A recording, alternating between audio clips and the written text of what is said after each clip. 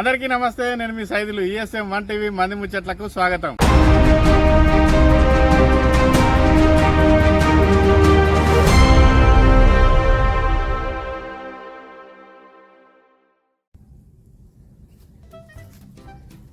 ఓ పొల్లగా కిషోరు, నువ్వు గీడ కూర్చున్నావా?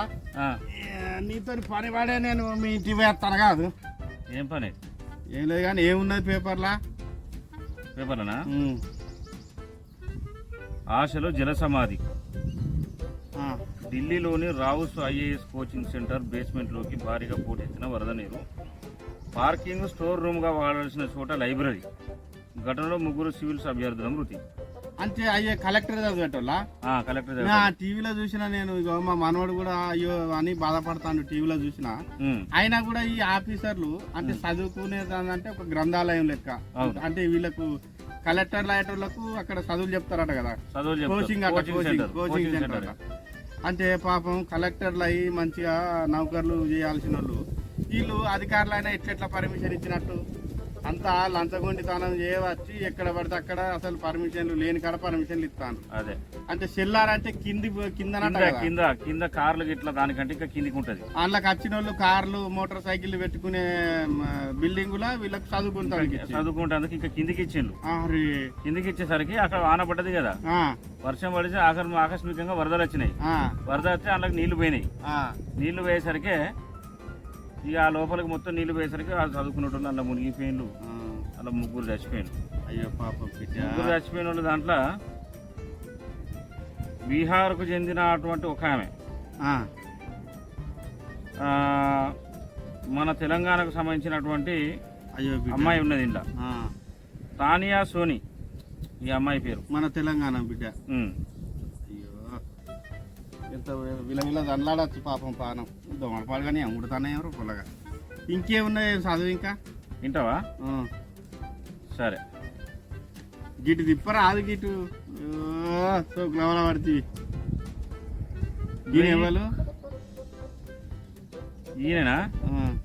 మన తెలంగాణ చదువు అది ఏంటిదో చదువు. 1000 కోట్ల జిఎస్టీ అక్రమాలు. మాజీ సిఎస్ సోమేష్ పై కేసు. 2 వాణిజ్య పనుల అధికారులపైన ఎఫ్ఐఆర్లో ఒక అసిస్టెంట్ ప్రొఫెసరు. జిఎస్టీ సాఫ్ట్వేర్ తయారీ కంపెనీలు కూడా 70 కంపెనీలకు అడ్డగోలుగా ఇన్పుట్ క్రెడిట్స్ ఫిర్యాదు చేసిన కమిషనర్ రవి. కేసు నమోదు. ఈ సోమేష్ అంటే ఇవ్వాలన్నట్టు ఆయన చంద్రశేఖర్ రావు. ఏది? కేసీఆర్ సార్. కేసీఆర్ సార్ ముఖ్యమంత్రిగా ఉన్నప్పుడు ఈయనే ప్రభుత్వ ప్రధాన కార్యదర్శి, సెక్రటరీ అంటారు నేను.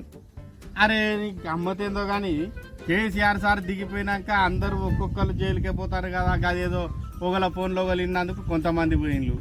ఇంకా ఆ కేసు ఎటు ఇంకా నడుతూనే ఉన్నది. ఇంతలోనే అదేంటిది చీఫ్ లిక్కర్ల కేసులో అలా బిడ్డ పోయి ఢిల్లీ ఏంటిది తిహార్ జైలు. తిహార్ జైల్లో మా కవిత అక్క పోయింది. ఈ మళ్ళీ ఈయన ఆఫీసరా?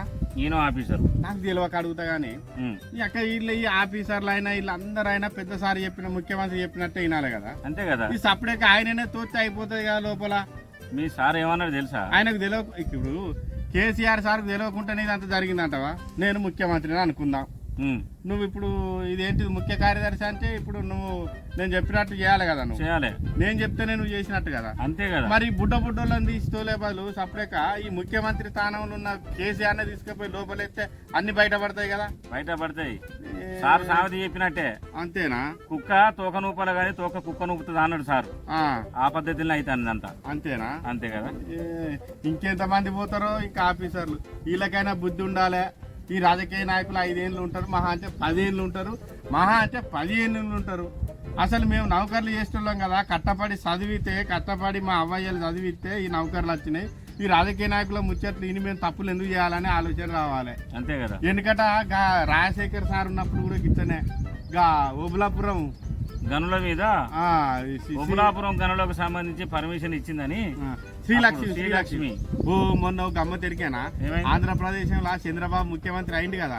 ఇక ముఖ్యమంత్రి అయినాక ఇక కింద ఆఫీసర్లు పోయి అందరు ఇంత పూల బుట్టలు పట్టుకపోతారు కదా. అవును. ఈమె పోయింది శ్రీలక్ష్మి. అందరి బుట్టలు తీసుకున్నారు, పూల బుట్టలు. చంద్రాల సార్ గాని ఈమె తీసుకోలేదు, పక్కకి నెచ్చింది కాదు. నేను టీవీలో చూసిన. ఓ వచ్చింది ఆ మధ్య టీవీలో కూడా మంచిగానే వచ్చింది. చూసినావు నువ్వు చూసినావు? ఇంకేమున్నాయో చదువు పొల్లగా చదువు. ఎవడో పిలుతాను ఎవరా ఆగరా అదురా.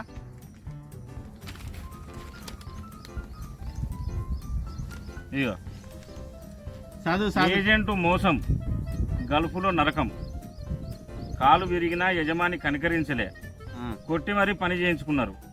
గల్ఫ్ బాధితురాలు నిర్మల ఆవేదన, ఇటకేలకు స్వదేశానికి చేరిక. అరే ఇది గల్ఫ్ అంటే ఇది దుబాయ్ పోతారు కదా, దుబాయ్ బట్టెబాజీ గాలి ఇల్లు అక్కడికి ఈడ ఉంటే బతుకుతలేవని చెప్పి అలసిపోయేటోళ్ళ మీద ఈ ఏజెంట్లు అటు ఏం చేస్తారు అటు ఎరికేనా?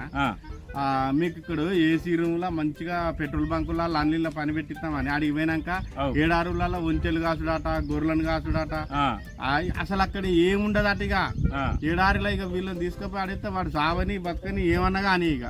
అయితే ఒక ముచ్చటేం దొరికేనా, ఈ మధ్య మేము కువైట్లా ఈ ఒంటెలు కాస్తాను లేకపోతే ఈ పశువుల మేపుతానం అని చెప్పి వాట్సాప్లలో వీడియోలు తీసి ఈ మధ్య అక్కడ నుంచి ఉన్నటువంటి పిల్లగాళ్ళు పంపితే మొన్న ఈ ఆంధ్రప్రదేశ్ రాష్ట్రంలో ఒక పిల్లగాడు గట్టనే పంపితే అక్కడ నుంచి తీసుకొచ్చింది పిల్లగాని. అంతేనా? గోస చూడలేక.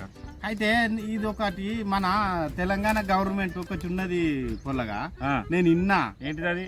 ఇది ఇట్లా దుబాయ్లకు అటు ఇటు పోయేటోళ్లకు తెలంగాణ టామ్ కామ్ అనో ఏదో ఉంటది సంస్థ, అందులో నమోదు చేసుకొని బయట దేశాలకు పోవాలంటే ఆ టామ్ కామ్ నాకు పూర్తిగా అనత్తలే కానీ టామ్ కామ్ ఏమో ఉంటది. ఇక చదువుకున్న వాళ్ళు మీరు అందులో చేస్తారు కదా, నెట్లో ఎత్తుతారు కదా, అందులో ఎత్తుతే వెళ్తుంది. అందులో పేర్లు నమోదు చేసుకొని మాకు అక్కడికి పోవాలని ఉన్నదంటే గవర్నమెంటే పంపిస్తుంది. మంచి స్కీమ్ అది.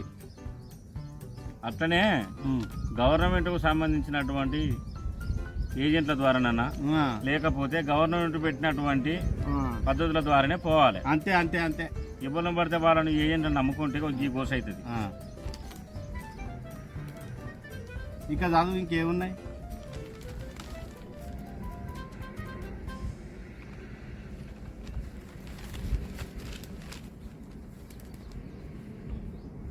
అరే వీళ్ళు ఏంది లైన్లు బాగున్నారు. బోనాలు కదా, బోనాలు. అరే అందరికి బోనాల శుభాకాంక్షలు, బోనాల పండుగ శుభాకాంక్షలు. ఇవాళ బోనాలు చేసిండ్రా మీరు? బోనం చేసిండ్రా? ఇంకా చేయలేదేమో. ఎందుకు మరి? బోనం ఎత్తిన భాగ్యనగరం మస్తు మంది ఉంటారు. చార్మినార్ దగ్గర భాగ్యలక్ష్మి అమ్మవారు, ఇంకా మన సికింద్రాబాద్ ఉజ్జయిని మాంకాళి, ఇసుక ఎత్తే రాలంత జనం. హైదరాబాద్లో ఘనంగా ఉత్సవాలు, పాత బస్తీలో అంబరాన్నంటిన వేడుకలు, లాల్ దర్వాజా గుడికి పోటెత్తిన భక్తజనం, అమ్మవారి సన్నిధిలో ప్రముఖులు పూజలు. ఈ అమ్మవారి దయ వల్ల అంతా మంచి జరగాలి, అందరికి మంచి జరగాలి. దీనిలో ఏమో అనబడ్డది ఏంటి? కూరగాయలు ఇది ఇక్కడ ఉన్నట్టు ఉండే ఏమో అనవాడే కదా. ఇక అందుకే అంటారు చదువుకున్న కంటే ఎవరో నయమని. ఇప్పుడే కనబడే దాన్ని తిప్పబడుతుంది, తిప్పులు అనుకుంటా. ఏం చేయాలి మరి? అది ఎక్కడ దొరుకుతలేదా మతి మార్పు? ఇంట్లో కాదు ఇంకో పేపర్లు ఉన్నది. ఏమన్నా చూసినాం టమాటాల గురించి ఒక ముచ్చట చెప్తా విను. మన అంగట్ల 70 రూపాయల కిలో, 80 రూపాయల కిలో, 100 రూపాయల కిలో కూడా టమాటాలు ఇస్తాను. అంతే అంతే. మరి గింత ధర పెరుగుతుంది టమాటాలకు. మరి ఈ టమాటాలు ధర ఉన్నప్పటికీ కూడా మరి ఎందుకు బారపోసుకుంటాలో ఇక్కడ చూడు. ఓ పొలగా అది ఇప్పుడు ధరలు పెరిగినాయి కాబట్టి ఇప్పుడు సపోజ్ నేను 1/4 కిలో టమాటా తెచ్చుకొని కూర అనుకునేటోని, ఆ ధరలు ఇప్పుడు దగ్గర 100 దగ్గర కావచ్చు. ఆ 100 దగ్గరికి వస్తుంది కావచ్చు. నేను కొనలేక ఏం చేసిన అనుకుంటాను, ఇంత ఎల్లిపాయ కారం వేసుకొని పిసుకొని తిన్నా. అందుకే వాళ్ళు పారబోసుకుంటారు. కానీ ఒక పని చేయాలి అసలు. ఇట్లా రైతులు పారబోసే పరిస్థితి వచ్చినప్పుడు గాని, లేకపోతే ధరలు తక్కువైనప్పుడు గాని, ఈ కూరగాయలు అనేటి రైతులంతా రోడ్ల మీద పారేసిపోతారు కదా. ఏం చేయాలంటే గవర్నమెంట్ మహిళా సంఘాలలో గాని, చదువుకుని ఉద్యోగాలు రానసంటలో గాని లోన్లు ఇచ్చి, ఇప్పుడు తక్కువ ధర ఉన్నప్పుడు కోసి మనం వరుగులు చేస్తాం చూసినావా, వరుగులు గాని జ్యూసులు గాని చేసే పద్ధతి కంపెనీలు ఇవ్వాలి వాళ్ళకు. అంటే అటువంటి శిక్షణ కనుక ఇస్తే ఇటువంటి వృధాగా ఉంటాం. వృధాగా ఇప్పుడు ధర తక్కువ ఉన్నదని వాళ్ళు మురకాల వల్ల వారేసిపోవాలి. అవును, వాళ్ళకి వారబోసే బదులు ఆ తక్కువ ధరకు వీళ్ళకి అమ్ముకుంటే నిరుద్యోగి బాగుపడతాడు కదా. మంచి ఉపయోగం వచ్చింది, మంచి ఉపయోగం. గవర్నమెంట్ ఇట్లాంటివి చేసుకోవాలి. వాట్సాప్లలో పెట్టుండ్రి మీ చదువుకున్న పోరగాళ్ళు. పెడతాం. సైదులమా నీ తెలివి గొప్పదే, చదువుకున్నోనికంటే నీ తెలివే గొప్పది. గట్లేదు కానీ ఎవరికి ఉండే తీరు వాళ్ళకు ఉంటది. కానీ ధరలు పెరిగి కొనుగోలు తగ్గాట, కుళ్ళిపోతున్న కూరగాయలు, రైతు బజార్లు మార్కెట్లలో పారబోస్తున్న చిరు వ్యాపారులు, రైతులు ఒక్క రోజుకు 2 కోట్ల రూపాయల నష్టం జరుగుతుందట. ఎర్రగడ్డల అమ్ముడు పారబోషన్లు, హైదరాబాద్ మోండా మార్కెట్ లో కూడా పారబోషన్లు. పారబోసే బదులు ఇప్పుడు వాళ్ళకు ధరకు వీళ్ళకు నిరుద్యోగులకు ఇస్తే వాళ్ళు కోసి ఎండబెట్టుకునే కంపెనీలు ఎండబెట్టుకుంటే సాసు ఇప్పుడు బేకరీలలో వేసుకొని తినేటి అని అంతే కదా. అదే బ్రెడ్లలో పోసుకొని తింటారు. అమ్ముతారు ఇప్పుడు దుకాణాలలో. టమాటా పౌడర్ అని ఉంటది, సాసు పట్నం మనకంటే కానీ పట్నం ఫోన్లు కొంటారు. అంటే ఇప్పుడు నువ్వు అన్న పద్ధతిలో వీటిని ఎండబెట్టి ఆ రకంగా చేయాలి, ఇట్లా కూడా చేసుకోవాలి. ఇది మంచిదే ఉన్నది, ఇది మంచిదే. ఇంకా ఏమన్నా చూద్దాం. ఇక ఇవన్నట్టు ఇలాంటి మంది ముచ్చట్లు చూస్తూనే ఉండండి. ESM 1 TV. ఇక చిన్న ప్రయోగం చేసినాం, జర తిట్టకుండ్రి. మీ అభిప్రాయం మాత్రం కామెంట్ రూపంలో పెట్టుండ్రి. ఉంటాం మరి, నమస్తే.